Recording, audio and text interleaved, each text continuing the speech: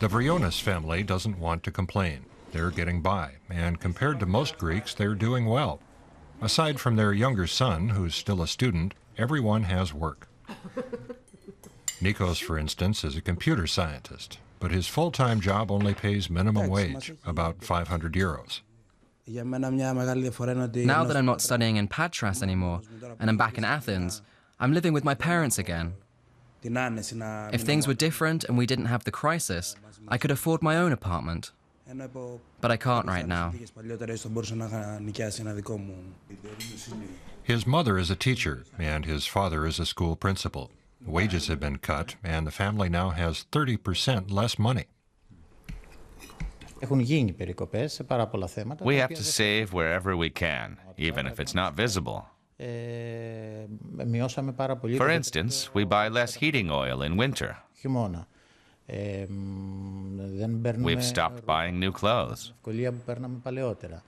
And we don't go out as much as we used to. The Vrionises are paying off their apartment, and they have 2 cars. It's not worth selling one of them. They wouldn't get enough for it. This car needs repairs, but our other car also needs fixing, and that's more urgent. I'm taking it to the garage now. The muffler rattles, and the door locks don't work. But the mechanic is an old friend of the family, and that makes the repairs more affordable. He gives Dinos a good price. Usually, it would all cost 180 euros. But for Dinos, I'll do it for 80 euros. But that's still a lot of money. After taxes, mortgage, and other running costs, the family has just 400 euros a month to pay for food and clothing. My husband and I work a lot, and we work hard, and we're very reliable. I absolutely reject the accusations from the rest of Europe that we threw our money out the window. That claim has made us furious. The Vrionis family is also saving money by buying less meat than they did before the crisis, like most of this shop's customers. The butcher's sales have dropped sharply. He says austerity, though, will not save the economy.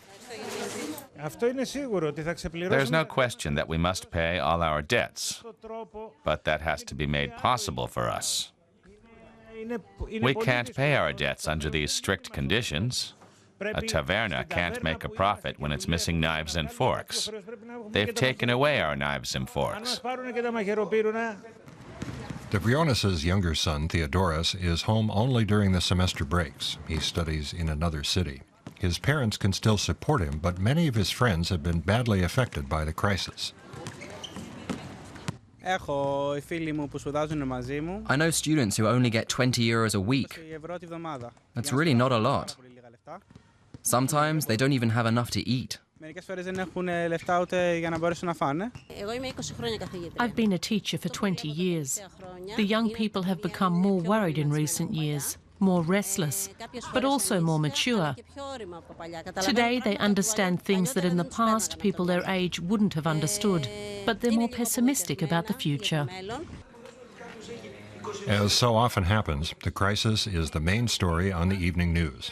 Prime Minister Alexis Tsipras has backed down in order to keep Greece in the Eurozone. Politics are always complicated, and promises aren't kept. Everyone knows that. So you have to focus your attention on what's really important. We're waiting for things to get better. And it's clear to everyone here that improvements are not going to happen overnight.